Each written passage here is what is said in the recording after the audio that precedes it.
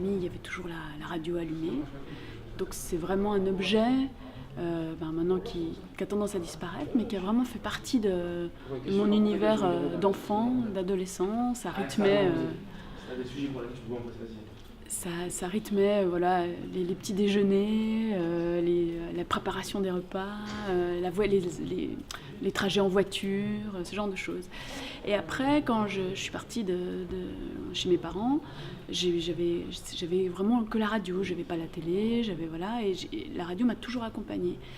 Je suis musicienne, et j'ai une formation de musicienne au départ, et c'est par la musique que je suis rentrée à la radio. C'est-à-dire qu'un jour, en allant faire la promotion d'un spectacle, d'un concert, on m'a demandé de faire des tests de voix, et on m'a demandé si ça m'intéressait, et du coup, voilà. Et déjà, en tant que musicienne, j'avais toujours de musique expérimentale, contemporaine.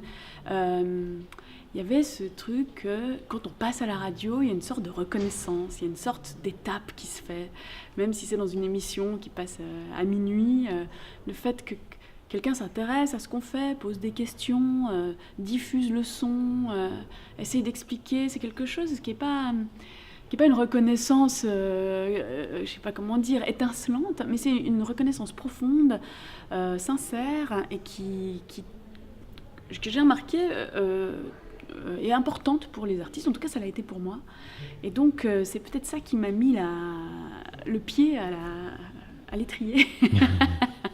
Dans le sens où je me suis dit que j'avais envie de faire ça. J'avais envie de rendre l'appareil, en fait, de pouvoir faire ce pont entre les artistes et la radio, la diffusion radio.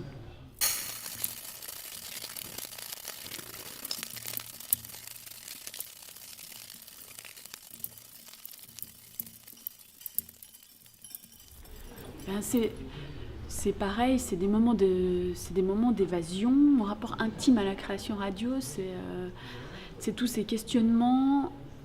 La radio, pour moi, il y a quelque chose de l'ordre de l'intimité. À partir du moment où on ouvre des micros, il y a quelque chose qui se suspend. Il y a une tension. La personne qui est en face de vous, elle va parler d'une certaine manière. Les mots, ça donne une importance aux choses qui arrivent. Et donc, pour la création sonore, c'est la même chose. C'est des moments rares, des moments en plus où la création s'étend au son enregistré, au son de la vie. Et ça, c'est quelque chose la vie, elle sort dans une maison de la radio sous la forme de son, sous la forme de reportage, de son qu'on ramène. C'est ça c'est sans limite, en fait. Et la création sonore, pour moi, c'est ça. C'est que tout d'un coup, il fait grand beau et on entend un orage. Ça, c'est possible parce qu'il y a la radio, parce qu'il y a la création sonore à la radio. We use the 3-gallon churn and the 2-gallon jars to strain up the morning's milk in.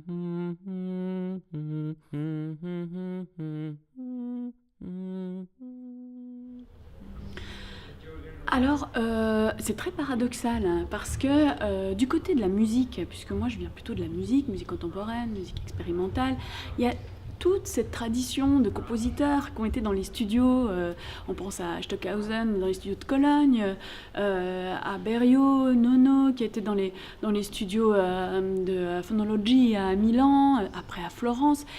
Moi j'ai beaucoup idéalisé ces endroits où il y avait Umberto Eco qui passait, Ennio Morricone, enfin voilà, ce mélange, ces lieux de rencontre où on se réunissait autour du son, autour de la musique, autour de la création, et on créait, et la radio était là pour ça. En même temps, c'était souvent des horaires de nuit, c'était des moments volés, c'était des gens qui comptaient pas, c'est-à-dire pour eux, la création était plus forte que tout. On a évoqué par exemple Parentoen, qui était dans sa petite cabine à Radio France, c'est quelqu'un qui vivait pour ça.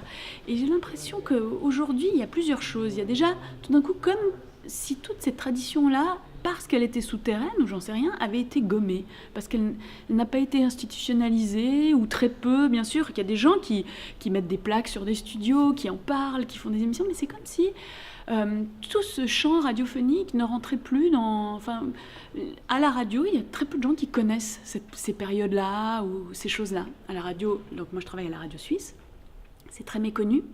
Et puis, il semblerait que dans les autres radios, c'est tendance à ne plus être tellement valorisé.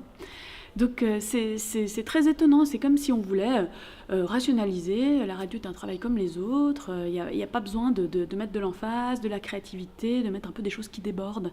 Et, c'est dommage. Donc je pense qu'il y a une période un petit peu rétrograde là.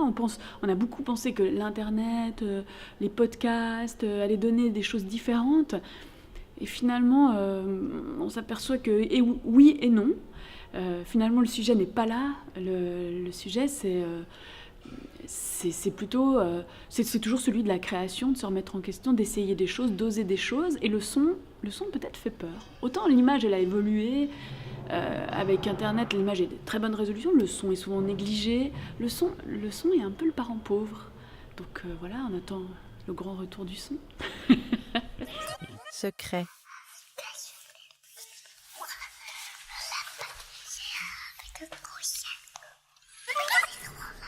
Je sais pas. C'est un problème. C'est peut-être de diffusion, mais de réception. Peut-être oui, forcément. Si on en diffuse plus, si on en parle plus, il n'y a pas de raison que ça fasse pas boule de neige.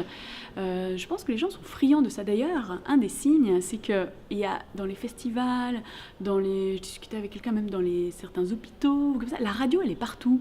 On parle de radio, festival radiophonique, cinéma pour l'oreille ou œuvre radiophonique. On entend le mot radio partout, mais sauf à la radio. Enfin, c'est donc la radio est en train de s'éparpiller ailleurs. Peut-être qu'on rentre dans quelque chose d'autre. Et les gens, je pense, sont friands d'aventures sonores. Il n'y a qu'à voir, là. Les gens restent, écoutent pendant des heures et des heures, là, à la Bibliothèque nationale. 2 heures de sons d'artistes différents. C'est quand même impressionnant. C'est super exigeant. On a toujours tendance à penser qu'il faut faciliter les choses. Mais en fait, non. Il ne faut pas faciliter. Enfin, il faut donner l'accès. Et la curiosité, elle est là. Il faut juste y répondre. C'est peut-être ça. C'est peut-être ça l'idée. Number 1. Like. Number 2. Love. Number 3. Ha ha. Je suis très admirative du travail et de la manière dont c'est fait. Je trouve que c'est très...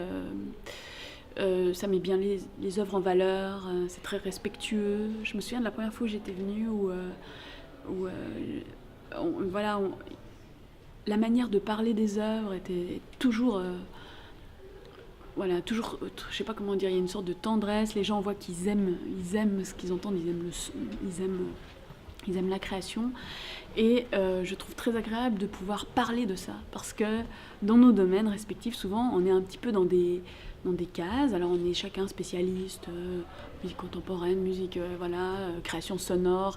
Et c'est rare de pouvoir échanger comme ça avec des gens qui ont le même, pas tout à fait les mêmes chants, mais il y a des champs communs et on peut en parler, on peut en discuter. Et quand on entend les débats, à la fin, on se dit que le débat ne fait que commencer, enfin, qu'il faut continuer de discuter. C'est vraiment très intéressant. Attends, je ne sais plus dans quel sens il faut tourner.